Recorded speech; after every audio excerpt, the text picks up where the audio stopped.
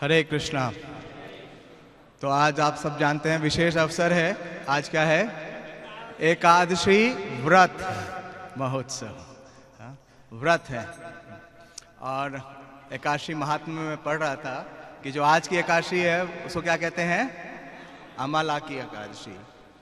कि आज की जो एकादशी का व्रत है वो इतना महत्वपूर्ण है कि अगर ये व्रत किया जाए तो अगर 1000 गायों का दान शुद्ध ब्राह्मणों को दिया जाए तो उससे भी ज्यादा लाभ है।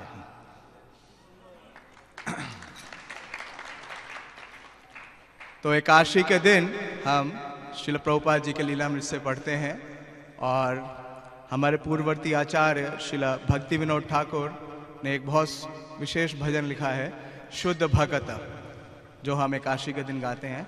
तो उसका पहला जो 2 पैरा है वो हम गाएंगे और फिर प्रभुपाद जी के लीलामृत से चर्चा करेंगे। श्री श्री राधा पार्थसारथी भगवान की जय। श्री श्री सीताराम लक्ष्मण हनुमान की जय। श्री श्री निताई गौर सुंदर की। श्रील प्रभुपाद की।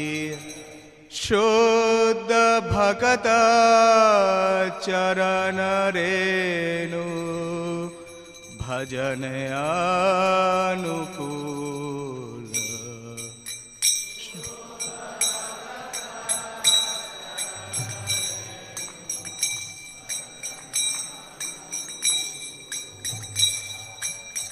भगत सेवा परम सिद्धि प्रेमलते कार मूल। भगत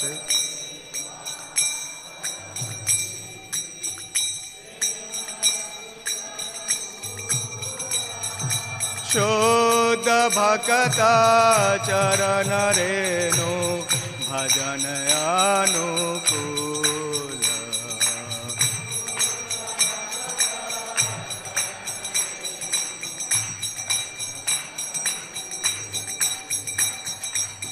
माधव ते भक्ति जननी यतन पालन करे। माधव ते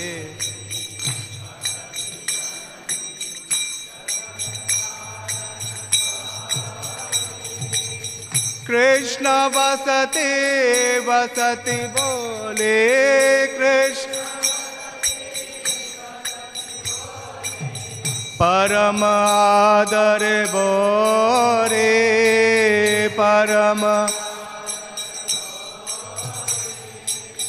परम आदर बोरे।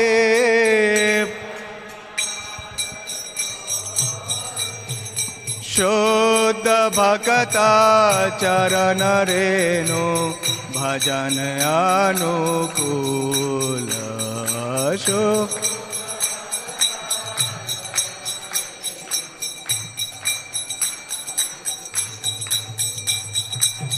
हरे कृष्णा कृष्ण कृष्णा हरे हरे, हरे राम राम राम हरे हरे।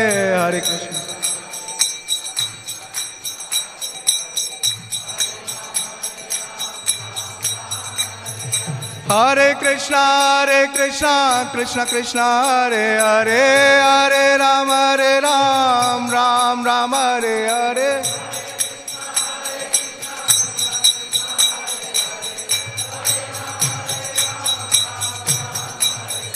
हरे कृष्णा कृष्ण कृष्ण हरे हरे, हरे राम राम राम हरे हरे।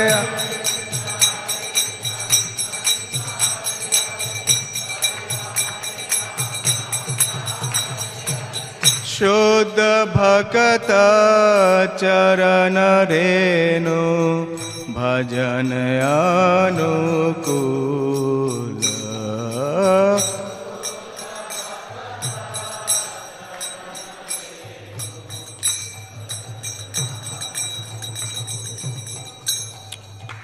जय ओम विष्णुपाद परमहंस परिवाजकाचार्य अष्टोत्तर शत श्रीमद कृष्ण कृपा श्री मूर्ति अभय चरणारविंद भक्ति वेदांत स्वामी श्रील प्रभुपाद की जय। ओम विष्णुपाद परमहंस परिवाजकाचार्य अष्टोत्तर शत श्रीमद श्री भक्ति सिद्धांत चौधरी ठाकुर प्रभुपाद की, अनंत कोटि वैष्णव वृंद की, नामाचार्य श्री हरिदास ठाकुर की। प्रेम से कहो श्री कृष्ण चैतन्य प्रभु नित्यानंद, श्री अद्वैत गदाधर शिवासादि गौर भक्त वृंद की। श्री श्री राधा पारसारथी गोप गोपीनाथ श्याम कुंड राधा कुंड गिरि गोवर्धन की। श्री वृंदावन धाम की जय, श्री मथुरा धाम की जय, श्री नवदीप मायापुर धाम की जय, पुरुषोत्तम श्री जगन्नाथपुरी धाम की जय, श्री प्रभुपाद लीलामृत की जय, श्री अमालकी व्रत महामहोत्सव की जय, उपस्थित सभी भक्त वृंद की जय। निताय गौर Premanandi. All glories to the assembled devotees, all glories to the assembled devotees, all glories to Sri Guru and Sri Gauranga. Hare Krishna.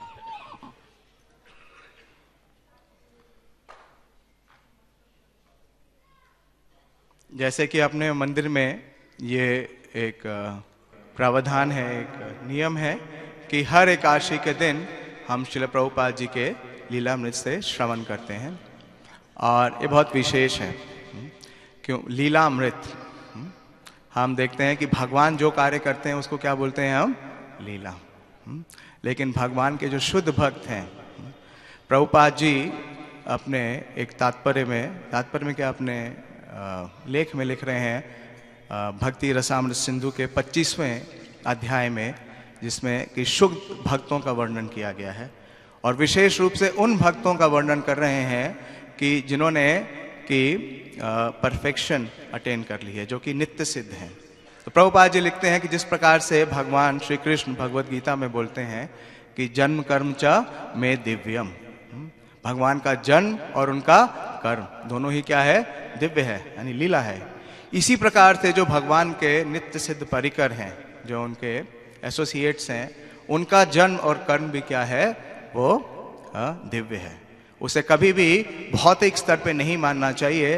Prabhupada ji यहाँ तक लिखते हैं कि अगर कोई उसे भौतिक मानता है तो वो व्यक्ति क्या है? अपराधी है। तो आज बहुत विशेष अवसर है कि हम श्रील प्रभुपाद जी के लीलामृत से पाठ करेंगे और जब भी हम श्रील प्रभुपाद जी के लीलामृत से पढ़ते हैं तो हमें शिक्षा और प्रेरणा दोनों ही मिलती है। तो ये जो प्रसंग चल रहा है ये बहुत ही महत्वपूर्ण है। ये प्रकरण है 49 नंबर और इसका शीर्षक है भारत इस्कॉन को एकताबद्ध करना। तो ये लगभग 1975 की बात है और प्रभुपाद जी इस समय श्रीधाम मायापुर में हैं और यही समय है। गौर पूर्णिमा का जो उत्सव है वो आने ही वाला है और इससे पूर्व में जो बातें हुई उसके ऊपर थोड़ा सा प्रकाश डालता हूँ कि एक बहुत ही कंट्रोवर्सी चल रही थी। कंट्रोवर्सी को क्या बोलेंगे? हाँ, विरोधाभास चल रहा था। विवाद सही, एक विवाद। हाँ, क्योंकि हमारी जो संस्था है इसका श्रील प्रभुपाद जी ने इतना विशाल विस्तार कर दिया। 1965 से 1975 तक 10 साल के बीच में क्या हुआ? लगभग 100 मंदिरों का प्रभुपाद जी ने शिलान्यास किया, 100 सेंटर्स बन गए। इतना प्रचार हुआ कि जितने भी द्वीप हैं, प्लैनेट्स हैं, जितने भी ये कॉन्टिनेंट्स हैं, सब जगह इस्कॉन के मंदिर हैं। और इसके बीच में एक ये विवाद उठा कि जो सन्यास आश्रम में स्थित भक्त हैं या जो ब्रह्मचारी भक्त हैं और जो गृहस्थ आश्रम में स्थित भक्त हैं, उनके बीच में कुछ विवाद था। तो उस विवाद का कैसे श्रील प्रभुपाद जी निस्तारण करेंगे, ये हमारे लिए बहुत ही विशेष शिक्षा है। तो मैं पढ़ना शुरू कर रहा हूँ। तो प्रसंग ऐसा है कि प्रभुपाद जी गौर पूर्णिमा से लगभग 2 माह पहले, जैसे गौर पूर्णिमा फेस्टिवल मार्च में आता है, मार्च में था 1975 में, प्रभुपाद जी जनवरी 17 में आ गए और प्रभुपाद जी ने एक प्रबंधन करने के लिए इस्कॉन का, क्योंकि इतना विस्तार हो गया, इतनी शाखाएं हो गई, प्रभुपाद जी ने एक प्रबंधन समिति बनाई जिसका नाम दिया जीबीसी। और प्रभुपाद जी चाहते थे कि प्रशासन से संबंधित जितना भी कार्य है वो जीबीसी देखें, ताकि प्रभुपाद जी जो रोज के प्रबंधन के कार्य हैं या भक्तों के बीच में जो गलतफहमियां हैं उसके अगर बीच में आएंगे तो प्रभुपाद जी अपना लेखन कार्य नहीं कर पाएंगे। प्रभुपाद जी को लग रहा था कि ये बहुत महत्वपूर्ण है कि वो जो ग्रंथ हमें दे रहे हैं उन्हें वो ज़्यादा से ज़्यादा समय तक लिख सकें। तो प्रभुपाद जी ने जीबीसी का फॉर्मेशन कर दिया और प्रभुपाद जी ने कहा कि ये जो भी विवाद है इसका निस्तार कौन करेगा? जीबीसी करेगा। और जीबीसी की वर्ष में एक बार वार्षिक बैठक होती थी। वो कहाँ पे होती है? मायापुर में। तो सब भक्तों का, बहुत सारे भक्त आ रहे हैं, लगभग 1000 भक्त। सोचिए 1975 में कितने भक्त जा रहे हैं मायापुर? 1000 भक्त। और बहुत उत्साह है, उमंग है, क्योंकि सब लोग जितने भी आ रहे हैं भक्त हैं उन्हें ये एक लाभ मिलेगा कि प्रभुपाद जी का संग करें, इतना बड़ा साधु संग। और गौर पूर्णिमा फेस्टिवल में वो पार्टिसिपेट करेंगे, इतना कीर्तन होंगे और परिक्रमा। हम लोग का सबका यही उत्साह होता है मायापुर जाने का कि हम क्या सुन सकेंगे, इतने सारे भक्तों का संग कर सकेंगे। तो इस प्रसंग के बीच में ये प्रकरण चल रहा है। तो आज जहां से मैं पढ़ूंगा ये इस प्रकार से है। तो मंदिरों के अध्यक्षों का विचार था कि राधा दामोदर दल का प्रचार कार्य असंतुलित था और स्वार्थ से प्रेरित था। असहमति बढ़कर इतनी तीक्ष्ण हो गई कि कुछ मंदिरों ने राधा दामोदर दल के सदस्यों को अपने यहाँ आने से मना कर दिया था। तो इस विवाद के बीच में एक ये बहुत महत्वपूर्ण कड़ी है। हाँ, आप में से कितने लोग जानते हैं राधा दामोदर दल यानी राधा दामोदर पार्टी? बहुत कम लोग जानते हैं। तो मैं थोड़ा बताने का प्रयास करूंगा कि प्रभुपाद जी ने प्रचार करने के लिए अपने शिष्यों को, विशेष रूप से अपने ब्रह्मचारी और सन्यासी शिष्यों को बोला कि वो एक ट्रैवलिंग संकीर्तन पार्टी बनाए। ट्रैवलिंग संकीर्तन समझते हैं ना, जो अलग अलग शहरों में रहेंगे, वो मंदिरों में नहीं रहेंगे। उनका कार्य क्या रहेगा कि वो सड़कों पे रहें। एक सड़कों पे रहने का मतलब है एक बस में रहते थे और रोज क्या करते थे? पुस्तकों का वितरण करते थे। और इनका वितरण इतना सक्सेसफुल था, इतना मतलब कामयाब था कि इन्होंने सारे जितने भी पुस्तक वितरण के रिकॉर्ड हैं वो ध्वस्त कर दिए थे। और बहुत विशेष था ये दल, क्योंकि इस दल में 2 विशेष प्रभुपाद जी के शिष्य और बहुत वरिष्ठ सन्यासी थे, हिज होलीनेस विष्णुजन स्वामी महाराज और हिज होलीनेस तमाल कृष्ण गोस्वामी महाराज। और ये दल केवल 5-7 ब्रह्मचारियों से शुरू हुआ था, लेकिन कुछ ही समय में इस दल में लगभग 100 से भी ज्यादा ब्रह्मचारी हो गए। हाँ? और इतना विशेष था कि ये जिस भी यूनिवर्सिटी कैंपस में जाते थे प्रीचिंग करने के लिए, हाँ, अपने फर्स्ट ही अराइवल में 5-7 लोगों को ब्रह्मचारी बना देते थे। इतना विशेष था कि जब ये बस में स्टूडेंट्स चढ़ते थे उनको प्रीच करने के लिए, विष्णुजन स्वामी महाराज बहुत ही सुंदर गाते थे। हाँ, उनका गायन इतना मधुर था कि हर एक व्यक्ति का ध्यान आकर्षित होता था। वो इतना सुंदर गाते थे कि प्रभुपाद जी ने जब उनके भजन सुने तो प्रभुपाद जी ने कहा कि मुझे लगता है कि मैं वैकुंठ में हूँ। प्रभुपाद जी ने कहा कि वो निश्चित रूप से गंधर्व हैं। गंधर्व से भी बहुत श्रेष्ठ। प्रभुपाद जी ने कहा कि ये जब भी गाते हैं तो लगता है कि जैसे हम वैकुंठ में हैं। तो विष्णुजन स्वामी महाराज गाते थे, हरे कृष्णा कृष्णा कृष्णा हरे हरे, हरे राम राम राम हरे हरे। और जो भी उनके इस सुंदर कीर्तन को सुनता था वो आकर्षित होता था, और जैसे ही कुछ जिज्ञासा करता था तो उन्हें तमाल कृष्ण गोस्वामी महाराज अपनी बस में ले आते थे और बस में ऐसी प्रीचिंग करते थे कि उसका हेड शेव करके उसे सैफरन दे देते थे। यह भी बहुत रेवोल्यूशनरी प्रीचिंग थी।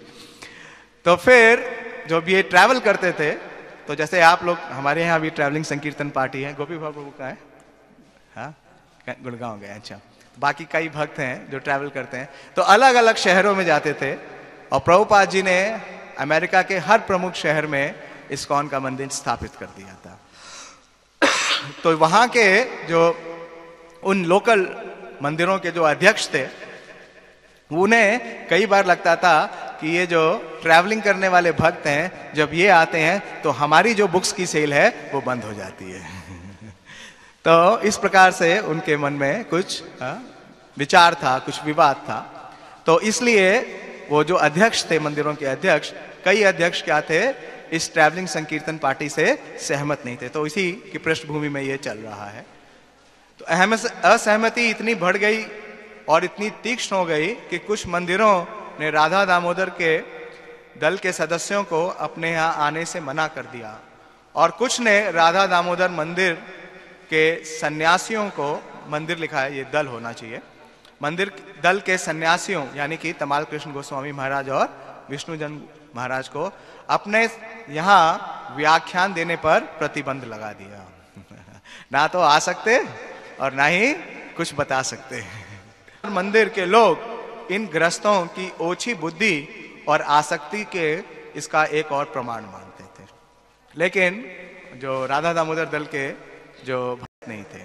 तो ये विवाद बहुत बढ़ गया और इतना बढ़ गया कि श्रील प्रभुपाद द्वारा इस विस्फोटक मामले पर उपयुक्त समय पर प्रतीक्षा करते हुए अपना निर्धारित कार्य। तो देखिए ये विवाद चल रहा है और कहाँ पे हैं सब लोग? सब गृहस्थ जो अध्यक्ष हैं वो भी सब कहाँ उपस्थित हैं? मायापुर में। और जो राधा दामोदर दल के जो नेता हैं दोनों महाराज वो भी कहाँ उपस्थित हैं? मायापुर में। और श्रील प्रभुपाद भी उपस्थित हैं। लेकिन प्रभुपाद जी ने इसका प्रभाव अपने ऊपर नहीं होने दिया। वे अपने निर्धारित कार्य, अतिथियों का स्वागत करना तथा मंदिर और उत्सव की व्यवस्था का पर्यवेक्षण करने में लगे थे। वे प्रतिदिन मंदिर में भाषण करते और लोगों को संतोष प्रदान करते, किंतु अपने सेवकों और सचिवों से को उन्होंने बुलाया और आपसी फूट से उन्हें चिंता हो रही थी। तो देखिए प्रभुपाद जी अपना जो कार्य था, उनका जो विशेष कार्य था, वो चाहते हैं। प्रभुपाद जी ने, अभी आप इसको मायापुर जाएंगे तो मैंने आपकी बार एक बैनर देखा, उसमें प्रभुपाद जी का ये कोटेशन है कि I want to attract everyone of this world to Mayapur. तो प्रभुपाद जी इसी लक्ष्य के प्रति पूरी तरीके से क्या है, वो कार्यरत हैं। लेकिन ये जो विवाद है उससे प्रभुपाद जी को चिंता हो रही है। इस बात से वे अशांत थे कि मंदिरों के अध्यक्ष रुष्ट थे। एक दिन इस चिंता के कारण वे तीसरे पहर अपनी झपकी भी नहीं ले सके। तो प्रभुपाद जी दिन में थोड़ी देर के लिए रेस्ट करते थे, लेकिन ये जो विवाद था ये बहुत ही चिंता का कारण था। तो प्रभुपाद जी इसकी वजह से क्या हुए, प्रभुपाद जी अपना रेस्ट भी नहीं ले सके। तो आप जानते हैं प्रभुपाद जी दिन में क्या कराते थे? मसाज कराते थे। तो मालिश कराते हुए उन्होंने हरी शौरी से कहा कि ये एक बहुत गंभीर मामला है। ये सन्यास और गृहस्थ के बीच भेदभाव का मामला है। इससे हर चीज नष्ट हो जाएगी। देखिए प्रभुपाद जी की चिंता। हरी शौरी ने इस फूट की तुलना उस फूट से की जिसने गौड़िया मठ को नष्ट कर दिया था। एक अन्य समय जब प्रभुपाद अपने कमरे में बैठे थे तो उन्होंने एक सुंदर बुक मार्क उठा लिया जो एक ब्रह्मचारिणी ने उनके लिए बनाया था। बहुत विशेष है। बुक मार्क समझते हैं ना? हाँ, पुस्तक के बीच में एक रखने का, ताकि पता रहे कहाँ आपने समाप्त किया। और इसे प्रभुपाद जी को किसे भेंट किया? किसने भेंट किया? ब्रह्मचारी ने नहीं, ब्रह्मचारिणी। तो क्योंकि प्रभुपाद जी ने इस कौन संस्था की स्थापना कहाँ की थी? पाश्चात्य देश में, अमेरिका में की थी। तो उस समय जो मंदिर होते थे उसमें जैसे ब्रह्मचारी आश्रम होता है वैसे ही ब्रह्मचारिणी आश्रम भी होता था। तो प्रभुपाद जी ने कहा, इतना बढ़िया सेवा मैं इसे कैसे ठुकरा सकता हूं? मैंने कभी भी उन्हें सेवा करने से केवल इस कारण से नहीं रोका कि ये स्त्रियां हैं। तो प्रभुपाद जी का जो आध्यात्मिक स्तर है वो इससे स्पष्ट होता है कि प्रभुपाद जी ने कभी भी किसी भी के बीच में भेद नहीं किया। स्त्री और पुरुष के बीच में कोई भेद नहीं किया। रामेश्वर प्रभुपाद के कमरे में आए और उन्होंने हाल में बीबीटी प्रकाशन दिखाए। उन्होंने कुछ व्यवसाय संबंधी बातें की और फिर अंत में वे सन्यासी गृहस्थ मुद्दे पर आ गए, क्योंकि ये बहुत ही बर्निंग टॉपिक था, विस्फोटक टॉपिक था। तो जितने भी लीडर्स थे, रामेश्वर प्रभु कौन थे जानते हैं? जो उस समय बीबीटी था यानी भक्ति वेदांत बुक ट्रस्ट, उसके अध्यक्ष थे। और उनके ही निर्देशन में प्रभुपाद जी के प्रकाशन का कार्य चल रहा था। तो वो भी इस मुद्दे के ऊपर प्रभुपाद जी से चर्चा करने लगे। जब रामेश्वर ने अपनी राय देने लगे तो प्रभुपाद ने कहा कि अन्य उपलब्ध सन्यासियों और जीबीसी के लोगों को भी विचार विमर्श के लिए बुला लिया जाए। तो प्रभुपाद जी एक गोष्ठी करते हैं।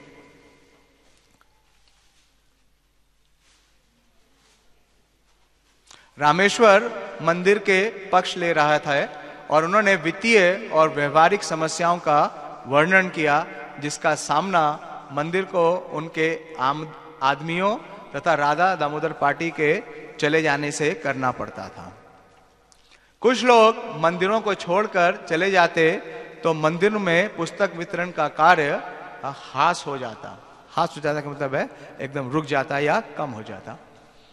बस यात्रा दलों में सम्मिलित होने वाले भारी प्रचार के समक्ष मंदिर के श्रद्धालु भक्त इस बात से कैसे संतुष्ट रह सकते थे कि वे मंदिरों के रख रखाव के लिए अधिकतर पैसा जमा करने में लगे रहते थे, चाहे वे पुस्तक वितरण भले ही ना करें।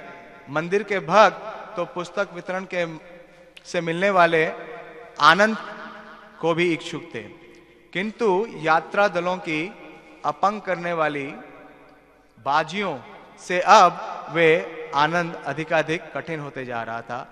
रामेश्वर ने प्रभुपाद से प्रार्थना की कि वे इस दार्शनिक भ्रांति को स्पष्ट कर दें। गृहस्थ इतने उन्नत नहीं होते कि ब्रह्मचारियों को संभाल सके। तो ये एक और विवाद का विषय था। प्रभुपाद जी इसका निवारण करते हैं। प्रभुपाद ने सन्यासी छोटा हरिदास की कहानी बतलाई, जिसने एक स्त्री से रंचमात्र संपर्क हो जाने के कारण चैतन्य महाप्रभु ने उन्हें बहिष्कृत कर दिया। तब भी भगवान चैतन्य ने एक गृहस्थ शिवानंद सेन को गले लगा रखा था।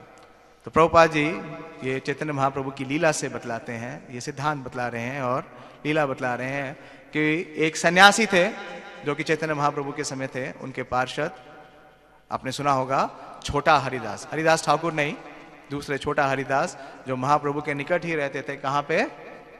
जगन्नाथपुरी में। और श्री छोटा हरिदास जी भी बहुत मधुर गाते थे। जब वो गाते थे तो महाप्रभु बहुत ही प्रसन्न होते थे। लेकिन वो किस आश्रम में स्थित थे? सन्यास आश्रम में। तो उन्होंने एक स्त्री के साथ कुछ संपर्क किया, तो केवल इस बात के ऊपर महाप्रभु इतने कुपित हुए कि उन्होंने उन्हें बहिष्कृत कर दिया। लेकिन महाप्रभु के दूसरी तरफ जो उनके गृहस्थ भक्त हैं, जैसे शिवानंद सेन, तो शिवानंद सेन की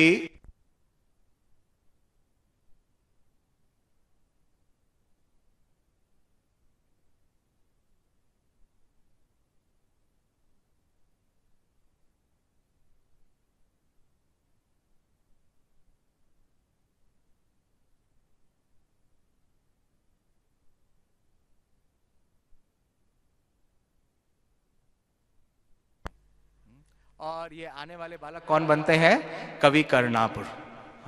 तो इस प्रकार से प्रभुपाद जी बतला रहे हैं।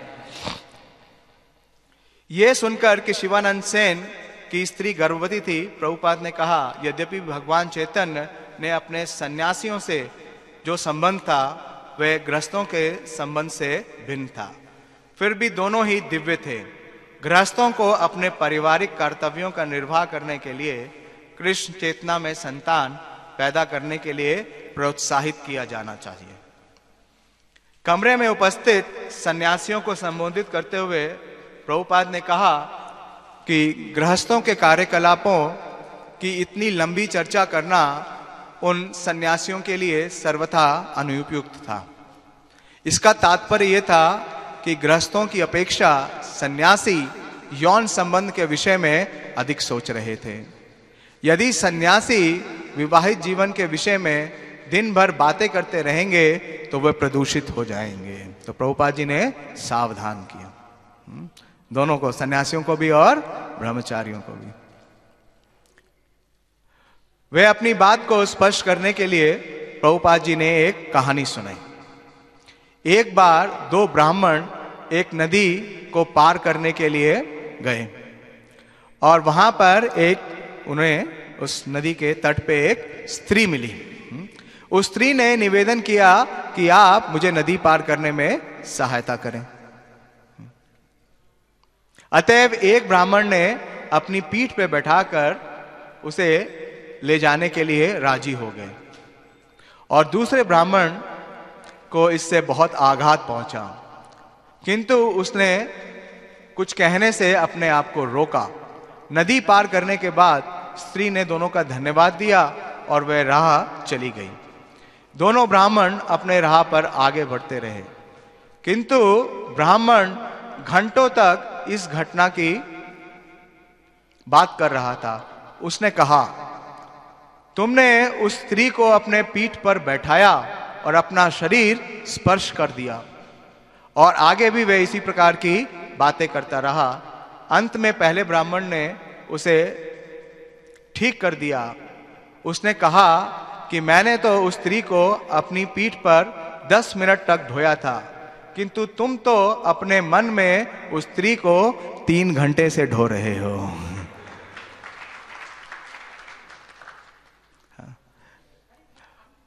तो देखिए प्रभुपाद जी ने कैसे निस्तारण दिया है।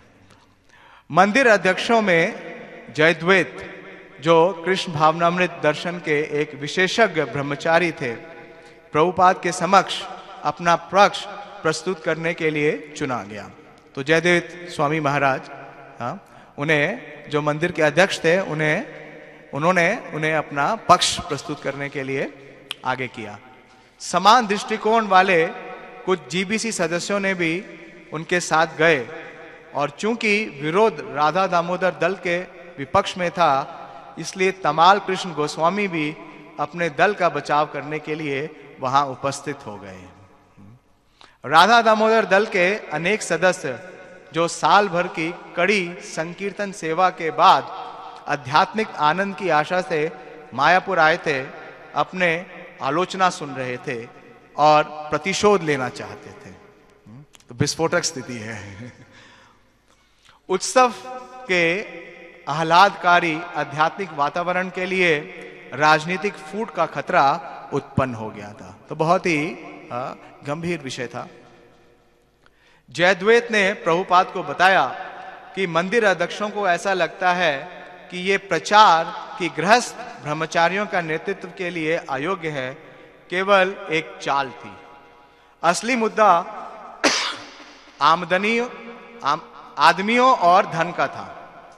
मंदिर के ब्रह्मचारी को गृहस्थ के अधीन काम ना करने का कहकर राधा दामोदर मंदिर के सन्यासी उन्हें मंदिर के प्रति अपनी अधिकृत सेवा से बहाना बनाकर दूर हटा रहे थे। तो ये आरोप लगा राधा दामोदर दल के ऊपर कि मंदिर के जो ब्रह्मचारी हैं उन्हें वो ले जाते। तो मैं आपको एक घटना बताता हूँ कि जिस समय राधा दामोदर दल पूरी चरम पे था, तो एक बार तो ऐसा होता था, रिक्रूटमेंट ड्राइव समझते हैं ना, नए लोगों की भर्ती। तो श्री तमाल कृष्ण गोस्वामी महाराज एक बार मियामी से न्यूयॉर्क गए। सैटरडे इवनिंग को फ्लाइट पकड़ी उन्होंने, और जाने की टिकट केवल एक यात्री की थी उनकी, और वापसी की टिकट उनकी थी 5 यात्रियों की। तो उनसे पूछा गया कि वो 4 नाम बताइए जिन नामों से टिकट ली जाए। तो बोले वो तो मुझे भी नहीं पता। और चैतन्य महाप्रभु की कृपा होगी तो मैं अपने साथ 4 लोगों को लेके आऊंगा। तो तमाल कृष्ण गोस्वामी महाराज जाते हैं न्यूयॉर्क और वहां पे प्रवचन देते हैं, और बहुत ही शक्तिशाली प्रवचन देते हैं शास्त्रों के ऊपर आधारित, और बताते हैं कि ब्रह्मचारी जीवन का क्या महत्व है। और क्लास के बाद उनसे प्रेरणा पा करके कई लोग उनके पास आते हैं। इसमें हालांकि जो मंदिर प्रबंधक के लोग थे, जो अध्यक्ष थे, उनकी रजामंदी थी। उसमें कई नए लोग भी थे, जैसे आज की भी इस सभा में हो सकता है कई लोग नए हों। तो उसमें से जितने नए लोग थे वो सब मिलने के लिए किनके पास आए? तमाल कृष्ण महाराज के पास।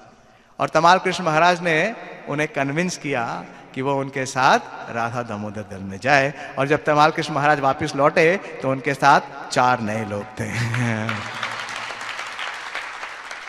तो इस प्रकार से ये प्रचार चल रहा था। हाँ, ये एक क्रांतिकारी प्रचार था और प्रभुपाद भी बहुत प्रसन्न थे, लेकिन प्रभुपाद जी फाउल प्ले नहीं चाहते थे। हाँ, फाउल प्ले का मतलब समझते हैं कि कोई अगर सेवा में लगा हुआ भक्त है तो उसे आप टच नहीं कर सकते। तो यही जो प्रसंग है इसको प्रस्तुत कर रहे हैं जयद्वैत स्वामी महाराज। जयद्वैत ने प्रभुपाद को बतलाया कि मंदिर अध्यक्षों को ऐसा लगता था कि ये प्रचार कि गृहस्थ ब्रह्मचारियों के नेतृत्व में अयोग्य हैं केवल एक चाल थी। और दूसरा जो कारण था वो क्या था? आमद, मतलब इनकम। क्योंकि उस समय हमारे जो मूवमेंट की इनकम थी वो किससे आती थी? बुक डिस्ट्रीब्यूशन से। तो हमेशा कंपटीशन होता था मंदिरों के बीच में और राधा दामोदर दल के बीच में कि कौन बेटर परफॉर्म करता है। तो क्योंकि राधा दामोदर दल के जो सदस्य हैं उनकी संख्या ब्रह्मचारियों की क्या हो रही थी? बहुत तेजी से विस्तार कर रही थी, बढ़ रही थी, और उनका पुस्तक वितरण भी क्या हो रहा था? बढ़ रहा था। और ऐसा समय आया कि राधा दामोदर दल का जो पुस्तक वितरण था अमेरिका के सारे मंदिरों से मिला करके भी अधिक था। तो वास्तव में जितने भी मंदिर के अध्यक्ष थे उनके अंदर क्या थी? एक कंपटीशन की भावना थी, एक प्रतिस्पर्धा की भावना थी। इसीलिए वो इसके ऊपर चर्चा कर रहे हैं। मंदिर के ब्रह्मचारियों को गृहस्थ के अधीन काम ना करने को कहकर राधा दामोदर मंदिर के सन्यासी उन्हें मंदिरों के प्रति अधिकृत सेवा से बहका कर दूर हटा रहे थे। तमाल कृष्ण सहमत थे कि यदि ऐसा गलत प्रचार किया गया है तो वो उसे बंद कर देंगे, किंतु उनकी मान्यता थी कि उनका दल वास्तव में ऐसी विचारधारा का प्रचार नहीं कर रहा। तो तमाल कृष्ण महाराज स्वयं उपस्थित थे। उन्होंने इसे स्पष्ट किया कि हमारा किसी भी प्रकार से इस प्रकार का विचार नहीं है, ना ही हम ऐसा प्रयास कर रहे हैं। ऐसा हम देते हैं, व्यवहारिक रूप में भी होता है। जब हमारे भक्त दूसरे शहरों में बुक डिस्ट्रीब्यूशन के लिए जाते हैं तो क्या एक्सपीरियंस होता है? कुछ मंदिर के अध्यक्ष क्या करते हैं? उनका स्वागत करते हैं। लेकिन कुछ मंदिर के अध्यक्ष ये सोचते हैं कि मैराथन का समय है, अगर ये लोग मैराथन करेंगे तो हमारा मैराथन स्कोर क्या हो जाएगा? कम हो जाएगा। तो यह विवाद नया नहीं है, यह विवाद प्रभुपाद जी के समय से है। लेकिन इसके पीछे जो धारणा है, जो मंशा है, वो यही है प्रभुपाद को प्रसन्न करना, ज्यादा से ज्यादा पुस्तकों का वितरण करना। प्रभुपाद के समक्ष इस तरह के अभियोग और प्रति अभियोग लगाए जाते रहे, तब उन्होंने अपना मत व्यक्त किया। तो इस प्रकार से दोनों पक्ष अपने जो विचार हैं वो रख रहे थे। तो प्रभुपाद जी ने अपना मत व्यक्त किया। मानक ये होना चाहिए कि गृहस्थ और सन्यासियों में भेदभाव ना किया जाए। तो ये प्रभुपाद जी का सिद्धांत है, हमारे लिए बहुत शिक्षाप्रद है। प्रभुपाद जी क्या कह रहे हैं, मैं दोबारा पढ़ता हूं कि मानक, मानक का मतलब क्या है? स्टैंडर्ड। स्टैंडर्ड क्या है कि गृहस्थ और सन्यासियों के बीच में भेदभाव ना किया जाए। हमें केवल कृष्ण भावनामृत में उन्नति देखनी चाहिए। एई कृष्ण तत्ववेता सेई गुरु होय, किबा विप्रा किबा न्यासी शूद्र के ना नोय, जय कृष्ण तत्ववेता सेई गुरु होय। तो प्रभुपाद जी ने महाप्रभु का जो सिद्धांत है उससे निस्तारण किया। सामाजिक पद की परवाह ना करके जो कृष्ण तत्व जानता है वही मूलतः गुरु होने के योग्य है। इस सिद्धांत का अनुगमन होना चाहिए कि कृष्ण भावनामृत में किसने कितनी प्रगति की है। फले न परिचायते, परिणाम का निर्णय करो परिधन से नहीं, परिधान से नहीं। तो प्रभुपाद ने क्या कहा? जो इसका निष्कर्ष है, जो कंक्लूजन है, वो किससे है कि हमारी कृष्ण भावनामृत में कितनी प्रगति हुई है। कृष्ण भावनामृत में प्रगति का मतलब क्या है? अनासक्तस्य विषयान, कि जो इंद्रिय विषय है उससे हमारी कितनी डिटैचमेंट है, कितनी आसक्ति दूर हो रही है। तो चाहे व्यक्ति संन्यास आश्रम में स्थित हो, चाहे वो गृहस्थ आश्रम में स्थित हो। प्रभुपाद ने कहा कि एक मिनट थोड़ा और रह गया, फले ना परिचायते, परिणाम का निर्णय करो परिधान से नहीं। परिधान का मतलब है ड्रेस से नहीं। हमें भक्त की स्थिति देखनी चाहिए। दलगत नीति का अनुगमन करके सब कुछ नष्ट हो जाएगा। प्रभुपाद ने कहा, ब्रह्मचारी सामान्यतः सन्यासी की सहायता करते हैं और सन्यासी प्रचारक या उपदेशक होता है। गृहस्थ भी मंदिर की देखभाल करने के लिए उपयुक्त व्यक्ति है। इसलिए अगर कोई ब्रह्मचारी किसी सन्यासी के साथ यात्रा करना चाहता है तो ये ठीक है। तो देखिए प्रभुपाद जी ने एक फ्लेक्सिबिलिटी रखी है।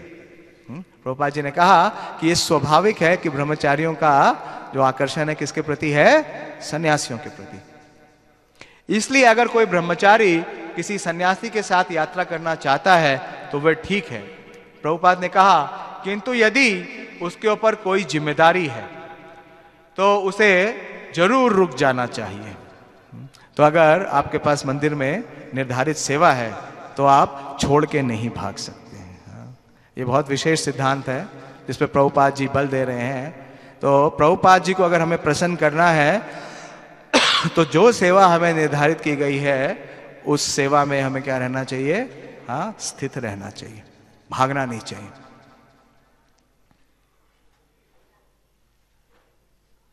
उन्होंने कहा कि मुख्य बात यह है कि सभी भक्तों को चाहिए कि वे अपने आप को 6 गोस्वामियों के सेवक माने।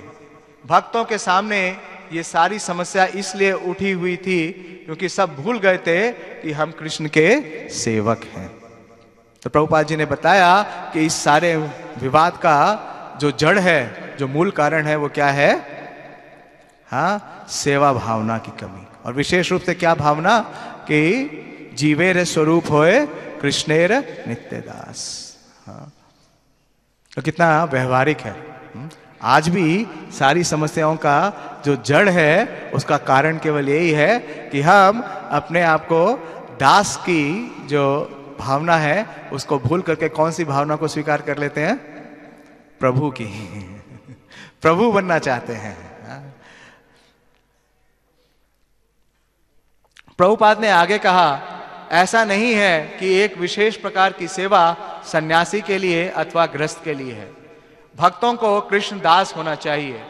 एक सेवक की सेवा का निर्णय उसके परिणाम से किया जाता है। वे इस दल अथवा किस दल का है? यही कृष्ण तत्ववेता से ही गुरु होए। श्रील भक्ति विनोद ठाकुर एक गृहस्थ थे। श्रील भक्ति सिद्धांत सरस्वती सन्यासी थे। तो क्या हम एक दूसरे से अच्छा या बुरा का भेद करते हैं? नहीं। इसलिए डराना धमकाना नहीं होना चाहिए। प्रभुपाद ने कहा कि किसी भी प्रकार का प्रभाव जताने का प्रयास नहीं करना चाहिए कि मैं कौन से आश्रम में हूं, सन्यास आश्रम में हूं या ब्रह्मचारी आश्रम में हूं। अब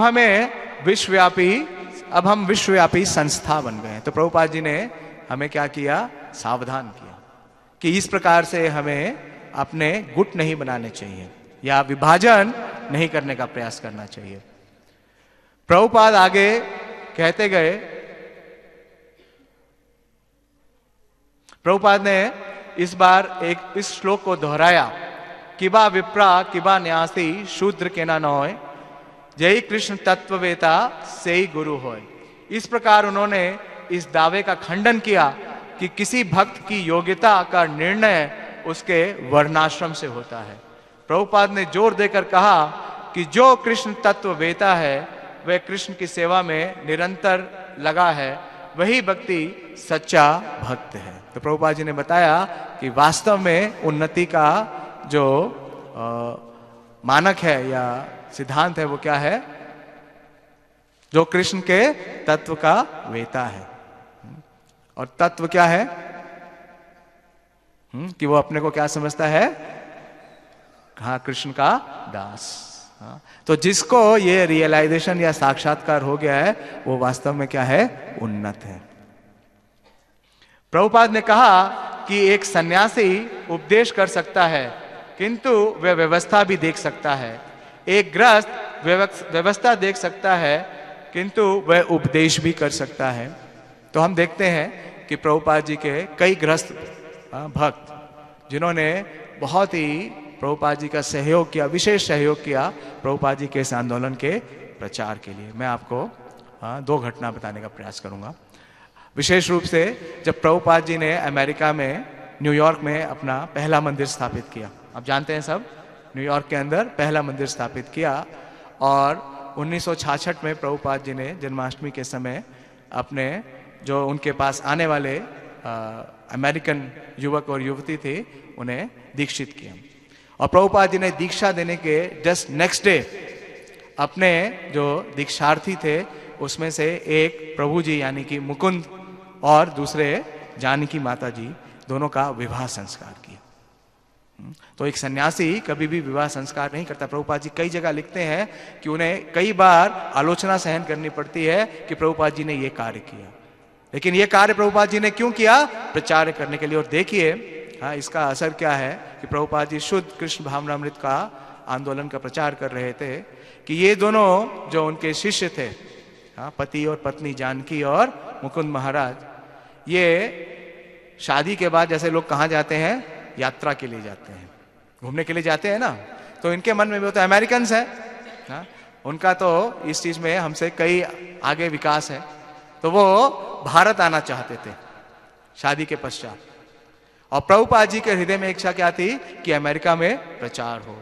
तो ये न्यूयॉर्क से जाते हैं सैन फ्रांसिस्को और वहां से भारत जाना चाहते थे, लेकिन इनके ड्रीम्स में, इनके स्वप्न में प्रभुपाद जी आते हैं और प्रभुपाद जी बोलते हैं कि मैं चाहता हूं कि आप यहाँ पे एक नया मंदिर का उद्घाटन करें, मंदिर को स्थापित करें।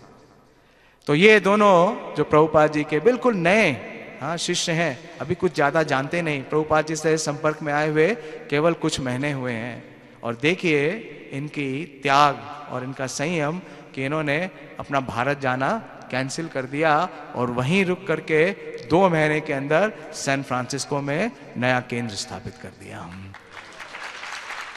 और ना सिर्फ सैन फ्रांसिस्को, प्रभुपाद जी ने उन्हें कई और स्थानों पे भेजा।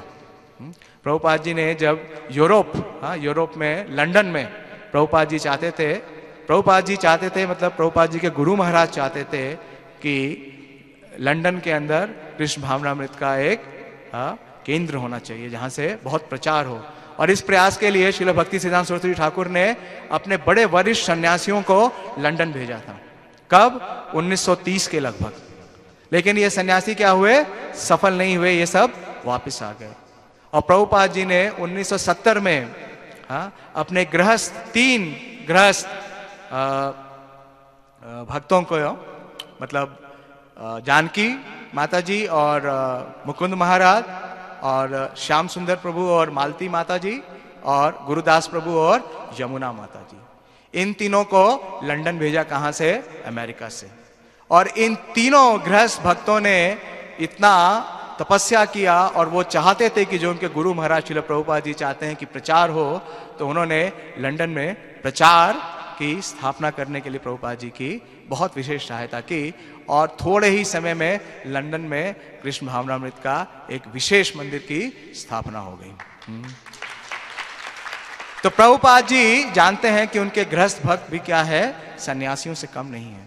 और प्रभुपाद जी अपने कई तात्पर्यों में, अगर आप पढ़ेंगे, प्रभुपाद जी अपने 18वें अध्याय के भगवत गीता के एक तात्पर्य में लिखते हैं, शायद 7वां या 8वां श्लोक है, प्रभुपाद जी लिखते हैं कि कृष्ण भावनामृत संघ के ऐसे कई सदस्य हैं जो सामान्य रूप से परिवारों में रहते हैं और कार्यालयों में या फैक्ट्रियों में कार्य करते हैं, लेकिन ये जो भक्त हैं ये इतना कड़ा परिश्रम करते हैं, उसके बाद जो उससे अर्जित आय है, जो धन है, उसे वो कृष्ण भावनामृत के प्रचार के लिए समर्पित करते हैं। तो ऐसे जो गृहस्थ भक्त हैं वो सन्यासियों से कम नहीं है। तो ऐसे हमारी संस्था में कई तो नहीं कहूंगा, लेकिन कुछ ऐसे आदर्श हैं गृहस्थ जो कि ऐसी स्थिति में हैं। और प्रभुपाद जी अपने एक अन्य तात्पर्य में श्रीमद् भागवतम के उसमें लिखते हैं कि आश्रम का मतलब क्या है। आश्रम का मतलब क्या है? प्रभुपाद जी इस प्रकरण में लिखते हैं कि जब व्यासदेव को नारद मुनि जी ने प्रेरणा दी श्रीमद् भागवतम की रचना करने के लिए, तो वो वापस कहाँ गए? सरस्वती नदी के तट पे सम्यक प्राश में, जहां उनका आश्रम है। तो व्यासदेव कौन से आश्रम में है? गृहस्थ आश्रम में। लेकिन उसमें सुखदेव गोस्वामी क्या लिखते हैं कि अपने आश्रम में गए। तो प्रभुपाद जी लिखते हैं कि आश्रम शब्द का जो प्रयोग है वो गृहस्थ आश्रम के लिए बिल्कुल उपयुक्त है, क्योंकि आश्रम शब्द का मतलब है कि जहां पे आध्यात्मिक उन्नति के लिए कार्य किया जाता है। तो प्रभुपाद जी के जीवन से हम ये देख सकते हैं, बहुत प्रेरणास्पद है ये पूरा प्रकरण कि प्रभुपाद जी ने कैसा इसका निस्तार किया। लेकिन सभी वर्गों के भक्तों के लिए ये महत्वपूर्ण है कि प्रभुपाद जी ने जो आदर्श दिया है, हम उसका पालन करें, ताकि हमारी कृष्ण भावनामृत में हमारा विकास हो। प्रभु जी को जाना है, उन्होंने बताया कि 9 बजे इन्हें जाना है, तो मैं थोड़ा पहले ही समाप्त कर रहा हूँ, यहीं तक पढ़ रहा हूँ। आप कुछ विचार देना चाहें और उसके बाद अगर और कोई भक्त अपना विचार या प्रश्न करना चाहें तो हम उसे ले सकते हैं। माइक ये वाला ही देना।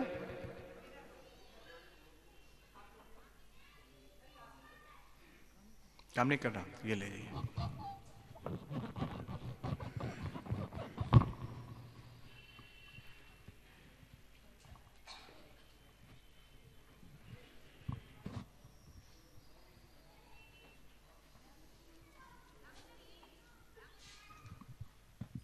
हरे कृष्णा, बहुत बहुत धन्यवाद।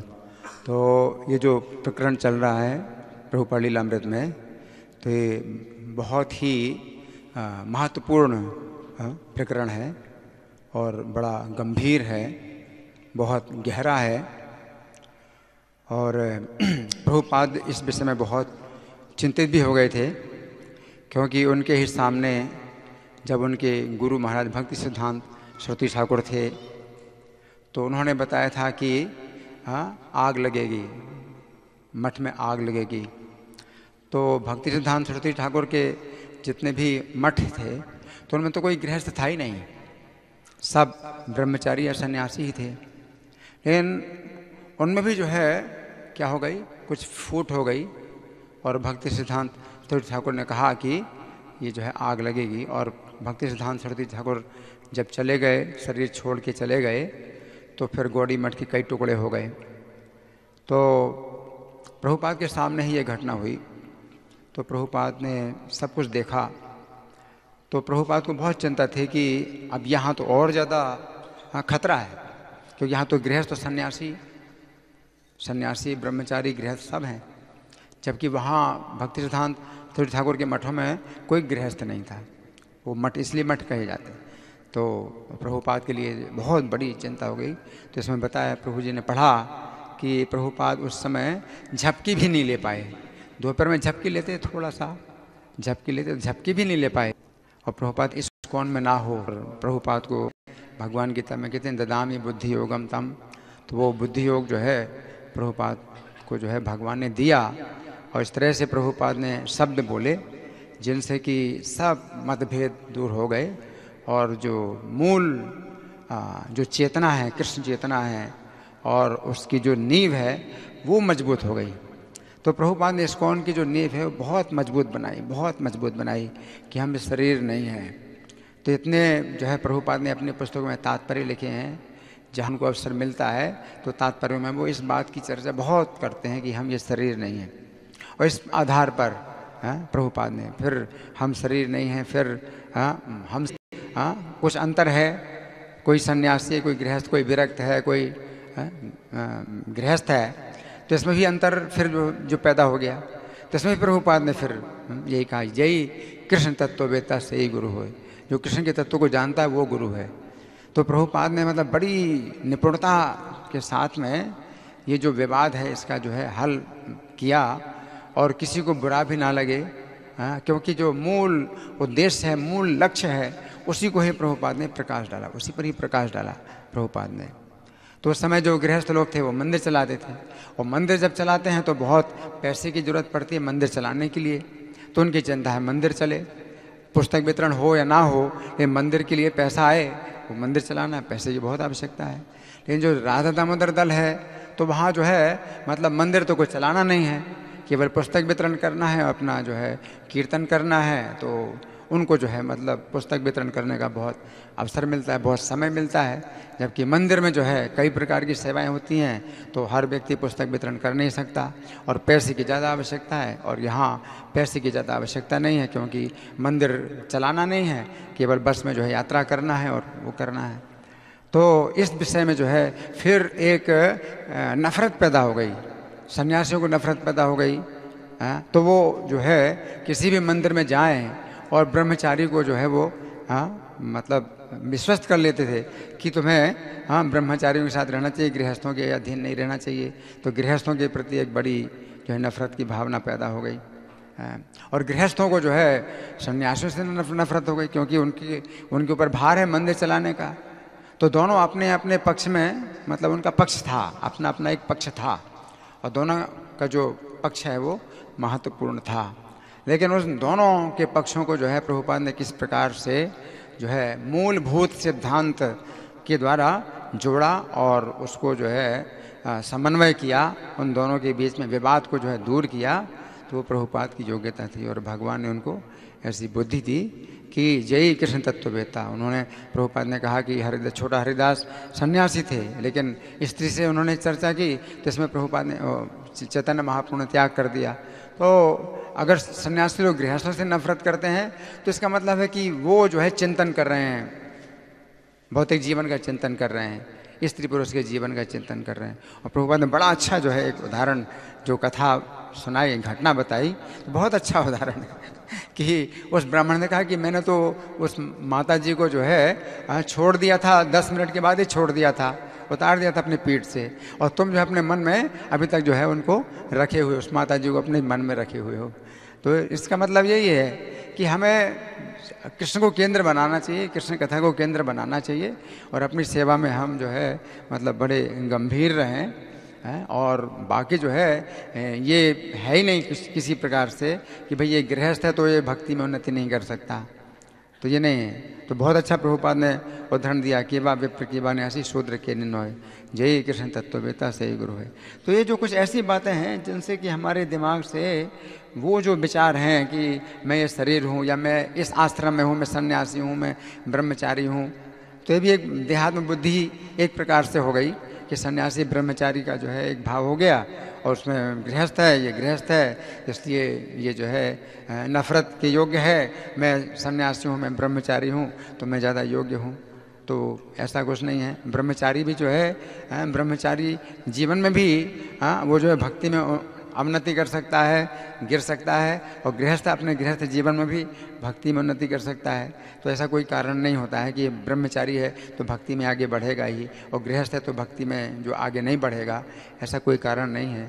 तो प्रभुपाद ने बहुत अच्छी प्रकार से और मूलभूत सिद्धांत के द्वारा उस बात को दूर किया। हरे कृष्णा।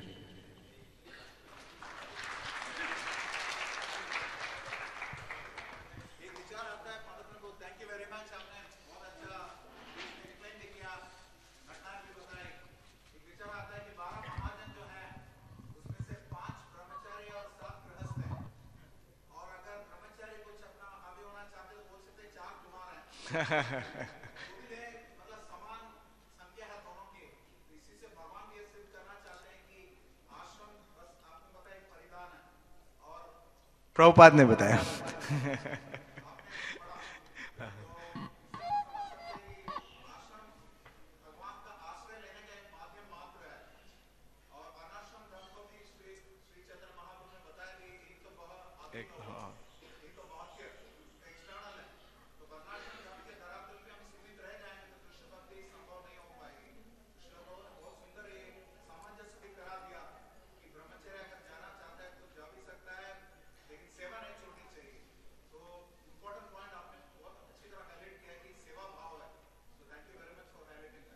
कृष्ण, हरे कृष्ण। किसी का कोई प्रश्न है या समाप्त करें? बोलिए, आपको बोलना पड़ेगा।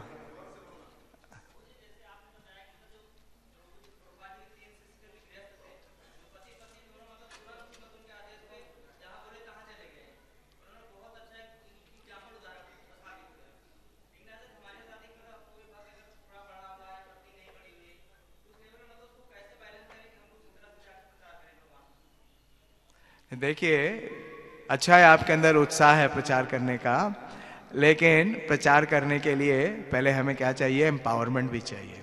तो प्रभुपाद जी ने इन तीनों गृहस्थ जो भक्त थे उनका चयन किया था और उनको एम्पावर किया था।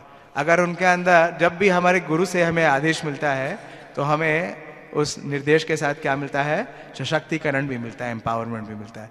तो हमारी अगर कुछ कमी भी होती है ना, तो उसके कारण कोई व्यवधान नहीं होता है। और समर्पण के लिए आप पूछ रहे हैं तो मैं बताऊं, जो यमुना माता जी हैं, उनके ऑटोबायोग्राफी से मैं पढ़ रहा था कि उनका समर्पण देखिए कि एक बार वो प्रभुपाद जी के साथ यात्रा कर रही थी इंडिया में ही, अमृतसर से बॉम्बे, और प्रभुपाद जी ने ट्रेन में थे। 1970 की बात है, अक्टूबर 1970। और प्रभुपाद जी ने इच्छा जाहिर की कि मेरे लिए अगर हो सके तो आप कुछ गर्म चीज, कोई गर्म प्रसाद की व्यवस्था करो। तो उन्होंने पूछा गर्म क्या प्रभुपाद जी? तो प्रभुपाद जी ने कहा अगर हो सके तो मेरे लिए गर्म चावल ले आओ। कहाँ? ट्रेन के बीच में। तो यमुना माता जी पूरे ट्रेन में आगे से पीछे तक जाती हैं और उन्हें एक पैंट्री का डिब्बा मिल जाता है। और पैंट्री के डिब्बे में वो बड़ा प्रयास करती हैं, क्योंकि वो उनको हिंदी नहीं आती थी और जो उस पैंट्री में कार्य करने वाले लोग थे उन्हें अंग्रेजी नहीं आती थी, तो कम्युनिकेशन नहीं हो रहा था। उन्होंने कहा कि मेरे गुरु महाराज वांट्स चावल। उन्होंने उसका हिंदी में रूपांतरण किया, लेकिन वो जो रसोई में कार्य करने वाले व्यक्ति थे ट्रेन में, वो हंस रहे थे और उन्होंने उन्हें भगा दिया। तो वो कंडक्टर के पास जाती हैं और बोलती हैं कि अगर मुझे चावल अभी नहीं बनाने दोगे तो मैं अभी इसी ट्रेन से अभी यहीं छलांग लगा दूंगी। ये माता जी का समर्पण है। चावल लेके आती हैं, यहीं समाप्त नहीं हुआ, प्रभुपाद जी को प्रसन्न करती हैं। प्रभुपाद जी कहते हैं कि माई गॉडेस हैव फॉर्च्यून, मेरी भाग्य की लक्ष्मी मेरे लिए ये प्रसाद प्रिपेयर करके लाई है।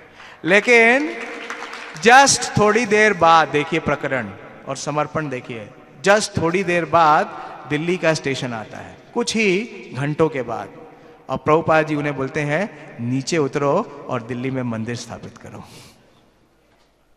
तो ये ऐसा प्रभुपाद जी के शिष्यों का उनके प्रति समर्पण है। ये हमारे लिए मतलब एक अकल्पनीय बात है। हमें, अगर हम उनका जीवन पढ़ें, प्रभुपाद जी की लीलामृत पढ़ें, तो देखेंगे कि किस प्रकार के उन लोगों ने त्याग किए हैं, किस प्रकार का उनका समर्पण है। एक बार एक प्रभुपाद जी के शिष्य से मैं सुन रहा था, वो बोल रहे थे कि अगर प्रभुपाद जी हमें बोलते कि कुएं में कूद जाओ तो हम सीधे छलांग लगा देते हैं। हम ये नहीं सोचते कि कुएं में पानी है, गहरा है, आएंगे क्या होगा। तो ये विशेष समर्पण है। तो प्रभुपाद जी के जो शिष्यों का समर्पण है उसका हम तुलना कभी नहीं कर सकते, संभव नहीं है। लेकिन ये अच्छा है, उत्साह हो, तो हमें मार्गदर्शन लेना चाहिए। प्रभुपाद जी मार्गदर्शन दे रहे हैं, तो हमें मार्गदर्शन लेना चाहिए और हमें जो सेवा निर्धारित की जाए वो करनी चाहिए, अपने मन से चयन नहीं करना चाहिए। ठीक है, तो मैं तो इतना ही कहूँगा आपको। हरे कृष्णा। समय तो हो गया है। एक प्रश्न के लिए हाथ और उठा था।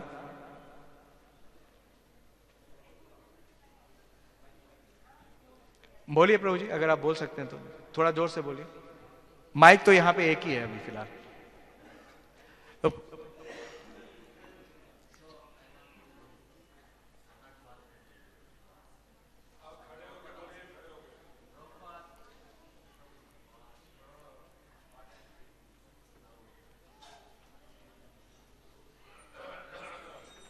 सॉरी,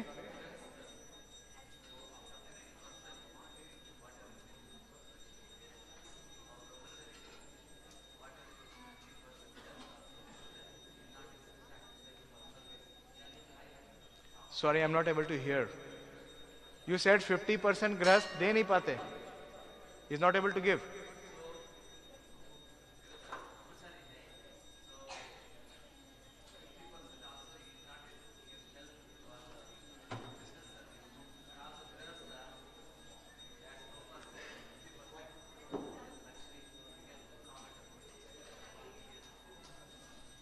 एक बार जो आप प्रश्न पूछ रहे हैं, प्रभु जी का प्रश्न ये है कि अभी का समय ऐसा है कि जो गृहस्थ हैं वो 50% अपनी आय का सेवा के लिए नहीं समर्पित करते और ब्रह्मचारी भी 50% भी अपने स्वास्थ्य का समर्पण नहीं करते।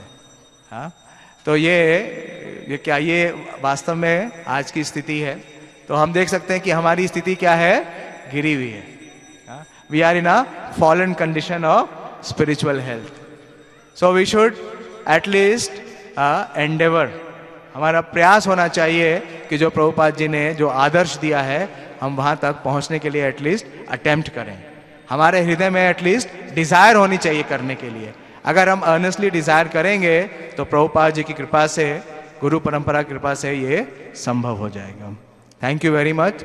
श्रील प्रभुपाद लीलामृत की जय, उपस्थित सभी भक्त वृंद की जय, श्री अमाल की व्रत महोत्सव की जय, निताय गौर प्रेमानंदी हरि। श्री प्रभुपाद की जय।